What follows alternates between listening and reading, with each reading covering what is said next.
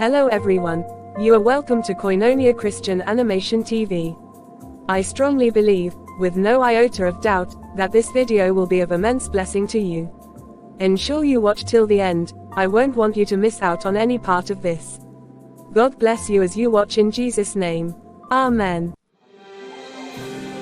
Excuse me. Are these devotionals free to take? I've been looking for something structured to use for my morning time with God. I've tried a few different approaches, but I keep falling off track without some kind of guide. Yes, absolutely. Those are the new quarterly devotionals our church just printed. Each one follows a different theme. This season is about surrender and trust. I actually helped write a few of the reflection prompts in the back. You wrote them. That's beautiful. I can tell they were put together with real care. Most of these devotionals feel mass-produced, but this one actually reads like someone prayed over it before writing. That means a lot. I'm Daniel, by the way. I coordinate the resource ministry here: books, outreach materials, community guides. It's not glamorous work, but it's where I feel most useful. I'm Vanessa. I just started attending here about 3 weeks ago. I moved to the city for work last month and I've been trying to find a church home. This one feels different. There's a warmth here that I haven't experienced in a long time. Where did you move from, if you don't mind me asking? Oh, from a few different places. I've moved around quite a bit over the last several years. It's been a journey, honestly. Some seasons were really difficult. I went through a period where I drifted from the church altogether, but God kept pulling me back. I'm grateful I finally listened. That's a powerful testimony. I think the people who drift and then return carry something really genuine with them, a kind of hunger that people who never left sometimes don't have. The prodigal son knew something his older brother missed. That's exactly how it feels. Like every detour was somehow necessary. Like God was rerouting me rather than abandoning me. I don't always understand the path, but I'm starting to trust the one leading me on it. I've never heard someone put it quite that way. That's really beautiful, Vanessa. Can I ask you something a little personal? Do you enjoy this, the volunteering, the behind-the-scenes work? Most men at your age are focused on career climbing. You seem to genuinely care about people. Honestly, this is the part of my week I look forward to most. I'm an architect by profession, so all week I'm building structures for other people's visions. But here, I feel like I'm building something that actually matters. People come in carrying weight and they leave with something to hold on to. That's worth more than any building I've ever designed. An architect who writes devotionals and volunteers on weekends. I have to say, that combination is not something I expected to find today. And I didn't expect to meet someone who could quote the parable of the prodigal son unprompted while picking up a pamphlet. God tends to surprise us. He really does. I'll treasure this. And Daniel, thank you. Not just for the pamphlet. For the conversation. I haven't felt this, seen, I suppose, in a very long time. I'm telling you, Michael, every time we talk, I feel like she genuinely understands me. Not just my words, but what's behind them. She asks questions no one has ever thought to ask me. She wants to know what I believe, why I believe it, what kind of family I want to build. It's not superficial. It feels like, Daniel, I need to stop you there. I've been listening, and I hear how happy you are, and I want you to stay happy. But as your best friend, I would be doing you a serious disservice if I didn't say what I'm about to say. Okay, what is it? Last Sunday, after service, you introduced me to Vanessa, briefly. And then you got pulled away by Pastor Samuel for a few minutes. During that time, I stayed with her. I was making small talk, just getting to know her. And I asked a simple question. I asked her how long she'd been away from the city she mentioned, and whether she had family still there. Daniel, her whole demeanor changed. She got this look on her face, not anger, but something calculated. Like she was rearranging things in her head before answering. And when she finally answered, the story she told was completely different from what she told you the week before when I was standing right there listening. People mix up details all the time, Michael. Memory isn't perfect. You're reading too much into it. Daniel, I'm not talking about a mixed up date or a minor detail. I'm talking about a different city, a different timeline, a different reason for leaving. Those aren't the kinds of things you misremember. And then when I gently pointed out the inconsistency, not to challenge her, just saying, "Oh, I thought you mentioned it was somewhere else," she redirected the entire conversation so fast it made my head spin. By the time I realized what had happened, we were talking about something completely unrelated and she was laughing like nothing had occurred. You think she lied to me? I think she is very, very good at managing what people know about her. And I think there's a significant difference between someone who is private and someone who is actively obscuring their past. Vanessa presents herself beautifully, the warmth, the spiritual language, the emotional intelligence. I'm not saying it's all fabricated. But Daniel, I've known you for 12 years. I have seen you in relationships before. And I've never seen you this fast, this certain, this emotionally invested in this shorter time. That worries me. Is it possible that you're just being protective?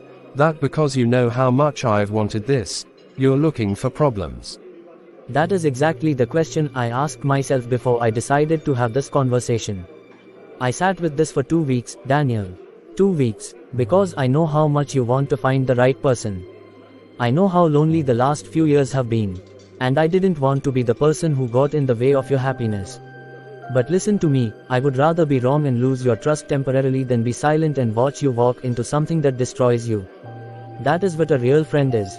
I hear you. I do. But Michael, everyone has complicated chapters in their past. Everyone has things they're not ready to share right away. I don't think it's fair to hold that against someone before you've even given them a real chance. I agree with everything you just said. And I'm not asking you to abandon her. I'm asking you to slow down. To notice, to give time the chance to do what time does, which is reveal what's real. If Vanessa is exactly who she says she is, slowing down costs you nothing. But if she's not, you can't unbuild a life, Daniel. You can't unsign a certificate. Please, just slow down. I'll think about it.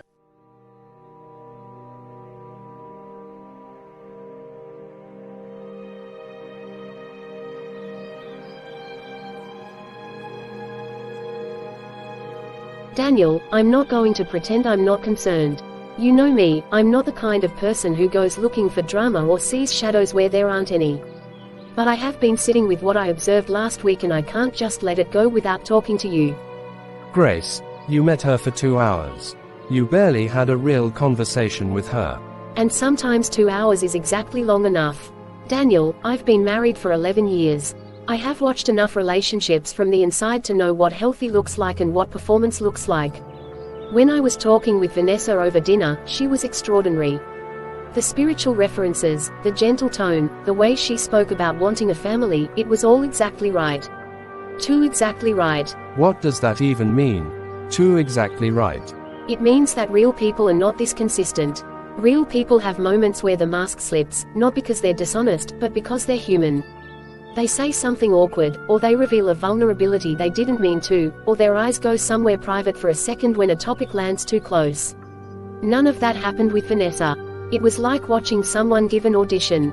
Every answer was calibrated, every emotion was appropriately timed.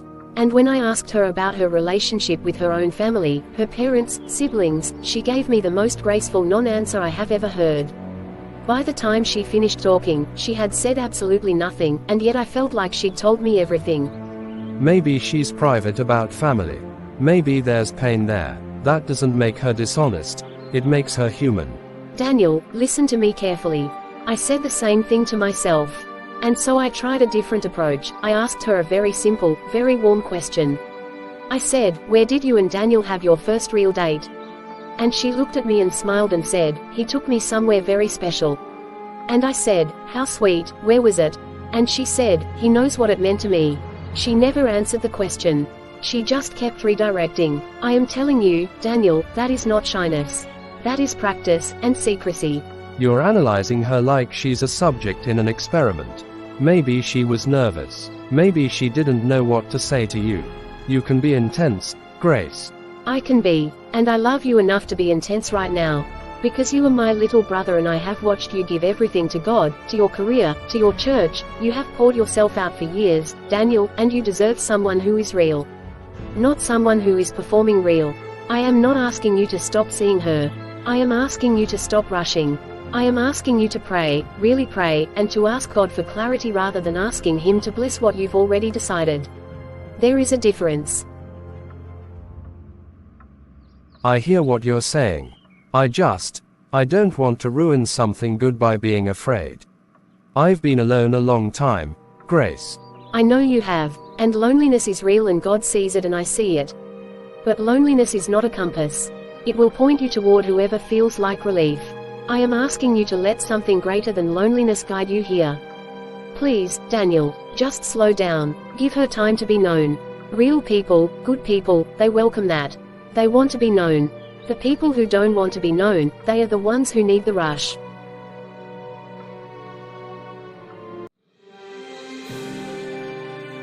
Pastor Samuel, I appreciate you making time.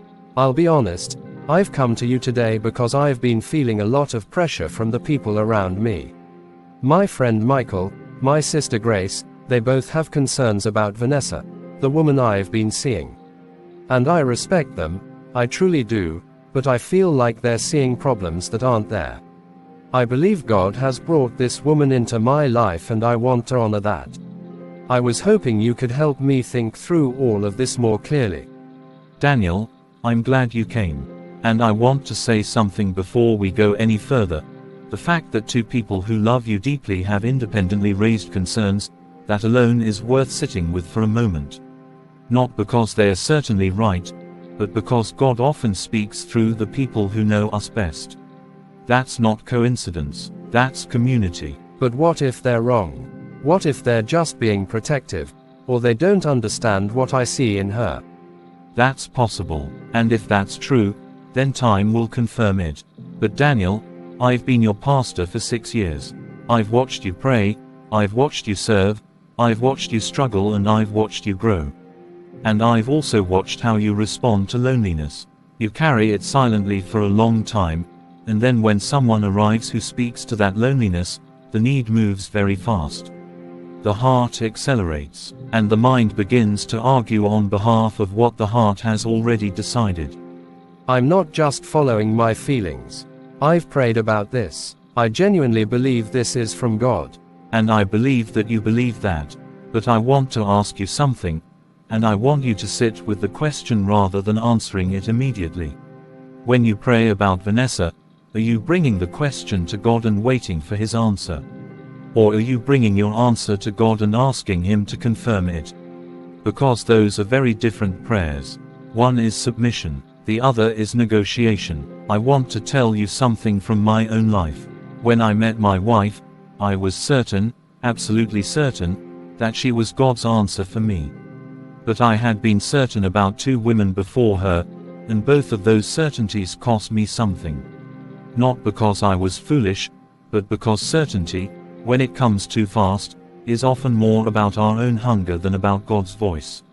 Proverbs tells us to trust in the Lord with all our heart and lean not on our own understanding. Daniel, understanding is not the enemy, but leaning on it, especially when it is colored by longing, that is where men get lost. So what are you saying? That I should end it? I'm saying, do not rush toward the altar with a woman who has not yet been fully known. I am saying, do not dismiss the counsel of the people God has placed around you simply because their words are inconvenient. I am saying, seek premarital counseling. Let her story be examined, not in suspicion, but in the light that trust must be built in. And I am saying this, because I love you like a son. If Vanessa is a woman of integrity, she will welcome scrutiny. She will not resent the slowness. Goodness does not fear examination, Daniel. Only deception does. I don't want to lose something real because I was too afraid to act on it. I understand that fear, I do, but I want you to hear me. The right person will still be there after patience. If she disappears because you asked for time, she was never the right person to begin with. What God joins together does not fall apart because you prayed before you proceeded. I will be here for you, whatever you decide. But please, do not let the pain of loneliness write a chapter that will take years to edit. All right, Pastor. I put what you've said into action. Thank you for your time. You really appreciate.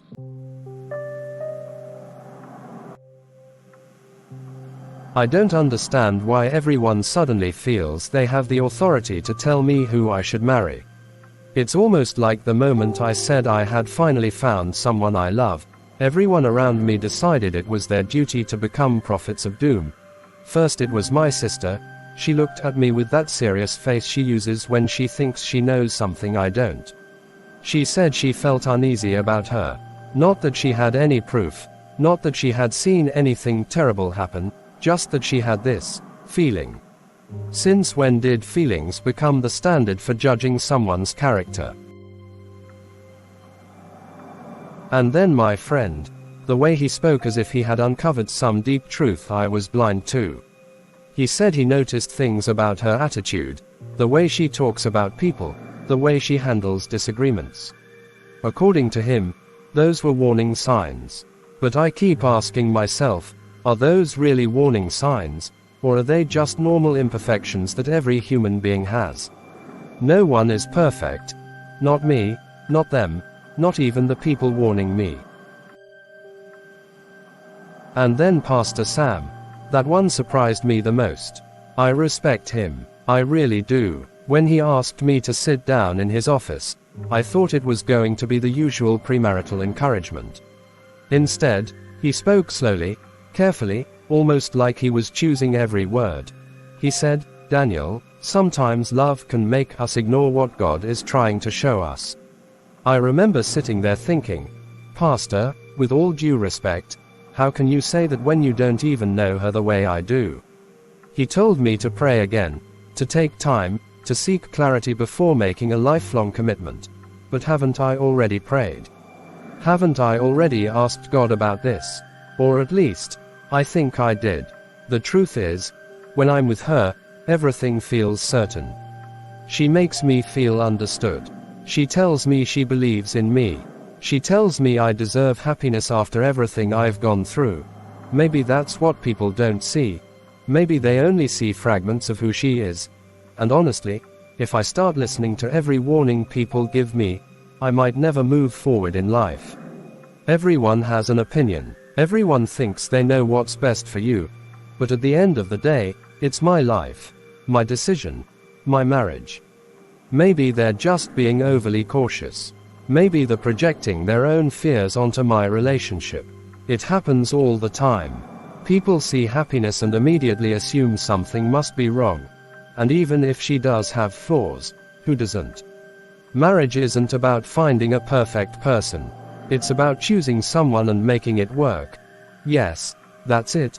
People are expecting perfection, but real love doesn't wait for perfection. It grows through challenges. Maybe this is simply a test of whether I'm willing to stand by the person I say I love, even when others doubt her. I've heard everyone's opinion now. My sister spoke, my friend spoke, even Pastor Sam spoke. But I've listened enough. Now it's time for me to make my own choice. I'm going to marry her. Whatever happens, we will face it together. And I believe, somehow, it will work out.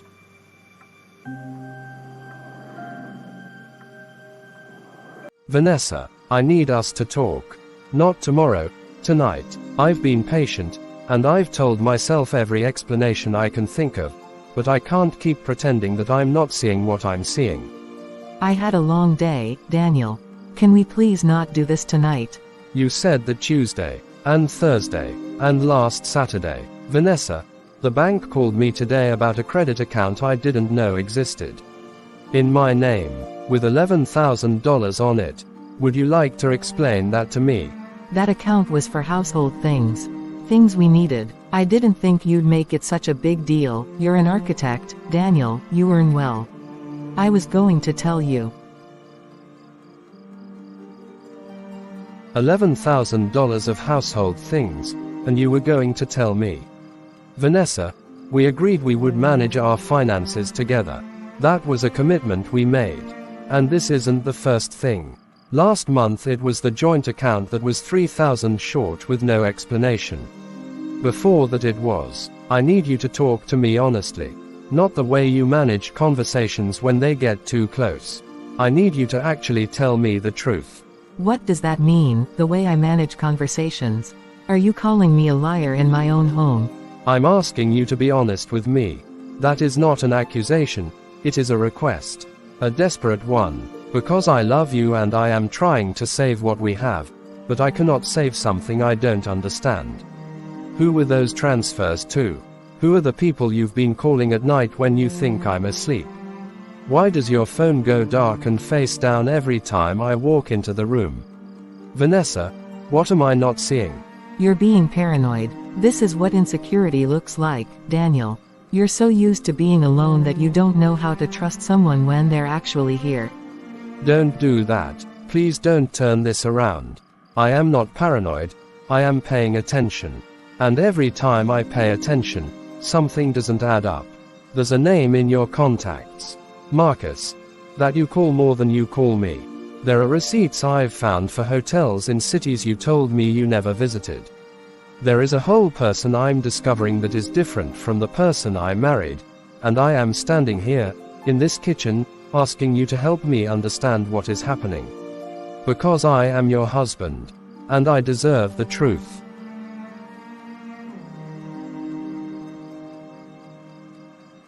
I'm not having this conversation tonight, Daniel. Let me be this evening. I'm not ready for any form of argument. I had a long day, and I'm already burned out.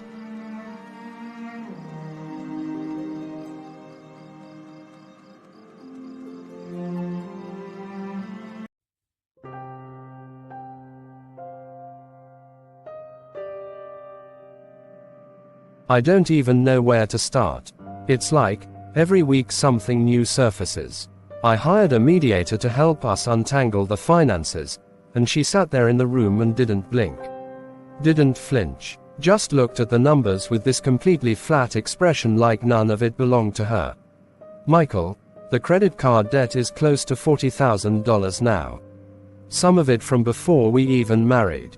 Accounts in my name I never opened. A legal situation I knew nothing about. She had a creditor pursuing her in another state and she married me while it was ongoing. I didn't know. I had no idea. I'm so sorry, Daniel. I'm so sad that you had to go through this difficult moment. And the worst part, the part that I cannot get out of my head, is that I knew. I didn't know the specifics, but I knew. Every warning sign was there. Not hidden, not subtle. There, Michael, you sat across from me at that table and you told me. Grace called me and held my hand and told me. Pastor Samuel sat with me in that office and used words like discernment and patience and he told me. And I actively chose, to call it overprotection, or jealousy, or misunderstanding. I told myself that they couldn't see what I could see. What did I see, Michael? What was I actually seeing? You were seeing what you wanted. You were seeing relief from a loneliness that had been eating at you for years. That's not weakness, that's being human. But it cost you, brother. It really cost you. I dismissed you. I said you were reading too much into it. I said you were looking for problems. I went home after that dinner and I thought, Michael doesn't understand what she is to me. And I was so sure. So certain. And now I'm sitting here in your apartment at 11 at night because I can't sleep in my own home. Because every room feels like it belongs to a stranger. Because everything I worked for, the savings, the stability, the peace, it's just gone. Daniel, I need to say something, and I need you to hear it as truth, not as comfort. You are going to get through this. The finances can be rebuilt. The emotional health, it comes back, slowly, but it comes back. But there is something more important than any of that, and I think you already know what it is. You need to go back to God. Not the version of prayer where you brought your answer and asked for confirmation. The real thing, the surrender. Because what happened here, it didn't happen because God abandoned you. It happened because you walked ahead of Him. And He is still there, exactly where He was when you left. How dare I even face Him? After how clearly He warned me and how clearly I refused to listen.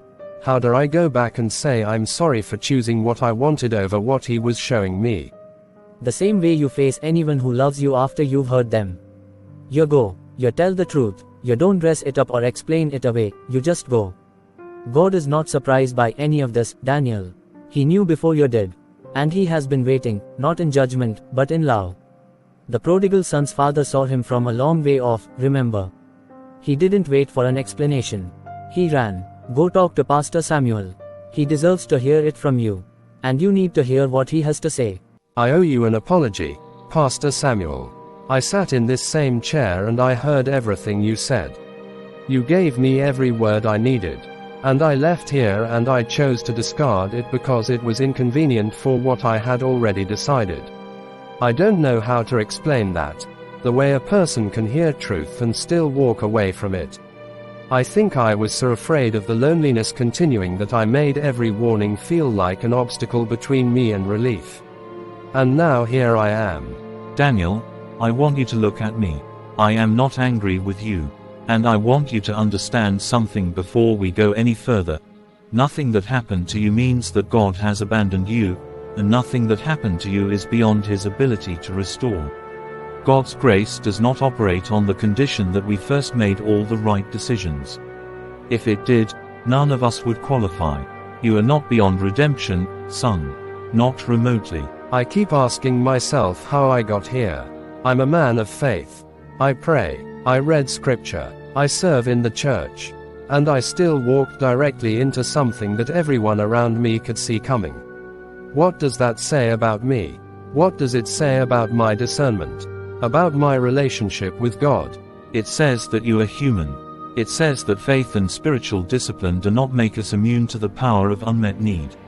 Daniel, discernment is not a permanent state you achieve and then maintain.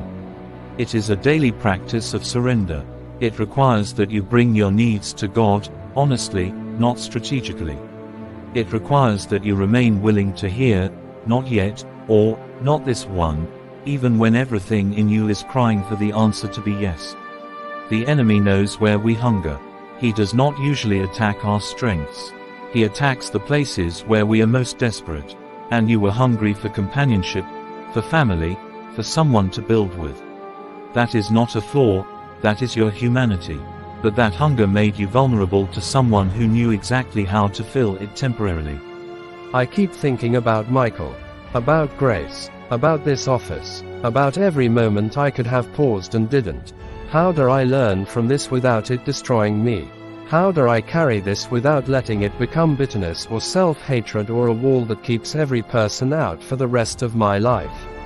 By understanding that wisdom is almost always purchased at a price, and the price you paid was significant, and it was real, and God does not minimize it. The pain is real, the loss is real, but you are still here. You are still breathing, still sitting in this chair, still asking the questions that matter. That is not failure, Daniel, that is the beginning of the rebuilt version of you.